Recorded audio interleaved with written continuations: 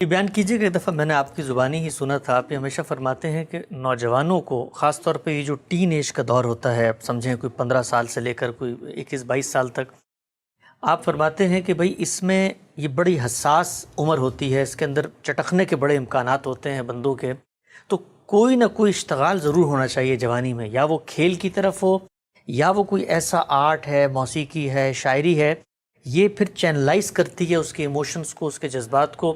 Otherwise آپ کے بھی علم میں، ابھی ہم گزشتہ دنوں گئے بھی تھے، بڑے پیمانے پہ آج کل خبریں آ رہی ہیں، نوجوان بچے 20-20 21-21 سال کے چھوٹے چھوٹے ایشوز پہ ڈپریس ہو کے خودکشی کی طرف جا رہے ہیں۔ کتنا ضروری آپ سمجھتے ہیں کہ یہ ٹین ایج میں اپنے بچوں پر محنت کر کے ان کو آرٹ کی طرف اور سپورٹس کی طرف ہمیں راغب کرنا چاہیے؟ یہ تو اس سے پہلے کرنا چاہیے۔ اس کی وجہ یہ ہے کہ یہ ایسی عمر ہے جس میں آپ جو چیزیں سکھا چکے ہیں ان کا ظہور ہوتا ہے۔ کوشش کرنی چاہیے کہ فنون لطیفہ کی طرف بچوں کا رجحان پیدا کیا جائے، انہیں فنون لطیفہ سے متعارف کرایا جائے۔ یہ تو نہیں کہا جا سکتا کہ سب لوگ یکساں ہوتے ہیں، لیکن اللہ تعالیٰ نے دو بڑی غیر معمولی چیزیں انسان کو دی ہیں، ایک حصہ جمالیات اور ایک حصہ اخلاقی۔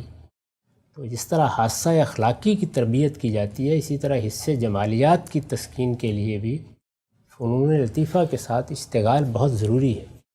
اس میں پھر لوگوں کے الگ الگ رجحانات ہوتے ہیں، کسی کا مصوری کی طرف ہو جائے گا، کسی کا شاعری کی طرف ہو جائے گا، کسی کا غنا کی طرف ہو جائے گا۔ یہ سب چیزیں قلب میں ایک لطافت پیدا کرتی ہیں، طبیعت میں نرمی پیدا کرتی ہیں، جو بعض اوقات مذہبی احساسات لوگوں کے اندر خشونت پیدا کر دیتے ہیں، اس کو اعتدال پر لاتی ہیں۔ تو طبیعت کا اعتدال اور توازن یہ بہت ضروری ہے۔ میرے نزدیک تو فنون لطیفہ کو تعلیم کا بھی لازمی حصہ بننا چاہیے، اور بچوں کو بھی اس جانب رغبت دلانی چاہیے۔ اسی میں ظاہر ہے کھیل بھی شامل ہے۔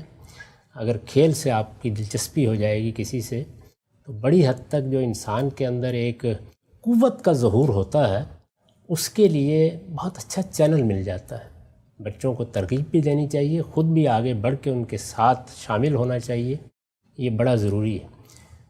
یہ جو آپ نے حادثہ بیان کیا ہے، یہ حقیقت ہے کہ میں جب ملیشیا میں تھا تب بھی سنتے تھے بچوں کی خودکشی۔ یہاں بھی آنے کے بعد ابھی چند روز پہلے بھی اسی طرح کے ایک حادثے کے بارے میں معلوم ہوا۔ اس میں بہت زیادہ کردار ہمارے ہاں والدین کی تربیت نہ ہونا بھی ادا کرتا ہے۔ یعنی وہ ظاہر ہے کہ معاشرے کے اندر جو تغیرات آ گئے ہیں، جس طرح کا ایکسپوجر بچوں کو مل گیا ہے، جیسے ایک تہذیبی یا سیاسی غلبہ بعض اوقات چیزوں کو ایک راستے پر ڈال دیتا ہے، اس سے محرومی ہو گئی ہے۔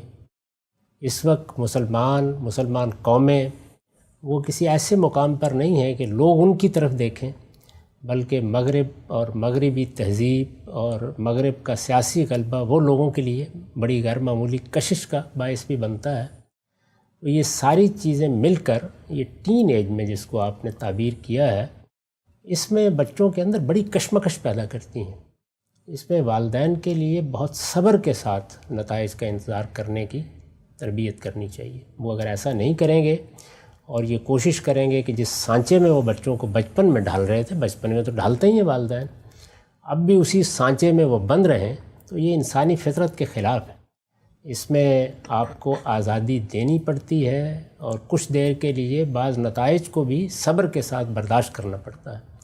اگر اس زمانے میں بہت زیادہ روک ٹوک نہ کی جائے، پیچھا نہ کیا جائے، ان کو بعض چیزیں منوانے کی صحیح نہ کی جائے، اس کو گھر میں ایک نفسیاتی ترغیب کا ذریعہ نہ بنا لیا جائے، ان کو ذہنی دباؤ میں رکھ کر کچھ چیزوں پر آمادہ نہ کیا جائے، اور آزادی کے ساتھ ان سے محبت کی جائے، ان کی اچھی ایکٹیویٹیز میں والدین شریک ہوں، تو میں آپ سے عرض کرتا ہوں کہ ایسا بھی ہوگا کہ بعض بچے انحراف نہیں کریں گے، لیکن اگر کریں گے بھی تو آخری درجے کے انحراف کے بعد بھی یہ محبت کا رشتہ ان کو کھینچ لائے گا۔ اس میں عام طور پر والدین جس طرح کا رویہ ہمارے ہاں اختیار کرتے ہیں، اس کے بڑے برے نتائج نکلتے ہیں۔ یعنی یا بچوں میں ایک منافقانہ طرز عمل پیدا ہو جاتا ہے، ان کا کوئی ابلاغ کا رشتہ والدین کے ساتھ نہیں ہوتا، اور یا پھر اس طرح کے حادثے ہو جاتے ہیں۔ تو اس میں یہ بڑا ضروری ہے کہ جب بچے چھوٹے تھے تو آپ انہیں تہذیب سکھائیں، ادب سکھائیں، اپنی زبان سکھائیں، اپنے مذہب کی روایات سکھائیں، اللہ تعالیٰ کے ساتھ ان کا تعلق پیدا کریں، اس وقت بچے ریسیونگ اینڈ پہ ہوتے ہیں، وہ قبول کرتے ہیں چیزوں کو. لیکن جیسے جیسے ان کا شعور بہتر ہوتا چلا جاتا ہے تو انسان اصل میں پھر آزادی سے اپنے آپ کو پابندی کی طرف لے جاتا ہے. یعنی انسانی شخصیت کو اگر آپ چند لفظوں میں تعبیر کریں تو وہ پہلے مرحلے میں پابندی کو قبول کرنے کا داعیہ لے کے آتا ہے، پھر اس کے بعد وہ آزادی کا لطف اٹھانا چاہتا ہے، اور پھر اس کے بعد اگر وہ پابندی قبول کرتا ہے تو اس کی خواہش ہوتی ہے کہ یہ پھر اس کی اپنی انتخاب کردہ پابندی ہو. تو ان تینوں مراحل کا لحاظ کرنا چاہیے جو ہم عام طور پر نہیں کرتے. ٹھیک، ایک نقطہ آخری ہم سے پوچھنا چاہتا ہوں.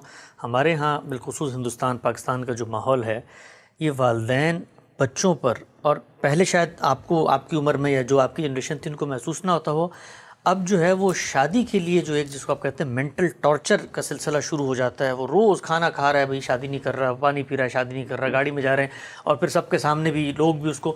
تو اس کے بھی آپ کو لگتا ہے کہ وہ کافی منفی نتائج نکلے ہیں؟ تینوں چیزوں کے، یعنی اس وقت جو تعلیمی نظام بن گیا ہے بدقسمتی سے، اس میں یونیورسٹی کی سطح پر غیر معمولی اسٹریس ہوتا ہے. والدین بھی اس میں اپنا حصہ ڈالتے ہیں، یعنی اپنے سامنے کچھ اہداف رکھ لیتے ہیں اور اس کے بعد روز ایک نفسیاتی اذیت سے گزارتے ہیں کہ یہ تمہیں حاصل کرنے ہیں. اللہ تعالیٰ انسانوں کو ایک طرح سے پیدا نہیں کرتا، یعنی وہ تو بہت بڑی تعداد میں ہنرمند لوگ پیدا کرتا ہے. بہت تھوڑے لوگ ہوتے ہیں جن کا علمی ذوق ہوتا ہے یا وہ چیزوں کے ساتھ علمی تعلق یا اشتغال پیدا کرنے کا داعیہ لے کے آتے ہیں. تو اس لیے بچے کی شخصیت کیا ہے، اس کے رجحانات کیا ہیں، ان کا لحاظ کرنا چاہیے. پھر کیا دنیا میں سب کے سب لوگ اپنے ساتھیوں میں اعلیٰ ترین جگہ پر ہی پہنچیں گے؟ یعنی اللہ تعالیٰ نے کوئی درمیان کے درجے کے اور نیچے کے درجے کے لوگ پیدا نہیں کیے. تو آپ بچے کے لیے وہ فضا نہ پیدا کریں کہ وہ ذہنی دباؤ میں شب و روز بسر کرنا شروع کر دیں. ایک تو پہلو یہ ہوتا ہے کہ ہمارے ہاں تعلیم کا معاملہ کچھ ایسا بنا دیا گیا ہے. میں نے دیکھا کہ بہت سی جگہوں کے اوپر یونیورسٹیوں میں طلباء تنہائی سے تنگ آ کر، اس اسٹریس سے تنگ آ کر، امتحانات پے در پے امتحانات اور تیاریوں سے خودکشی کر لیتے ہیں. تو اس وجہ سے یہ ہمارے نظام تعلیم کو جو لوگ تعمیر کرتے ہیں ان کو بھی سوچنا چاہیے، والدین کو بھی اس کے بارے میں سوچنا چاہیے. دوسری چیز معاش ہے، اور تیسری پھر شادی ہے. تین ہی چیزیں ہیں.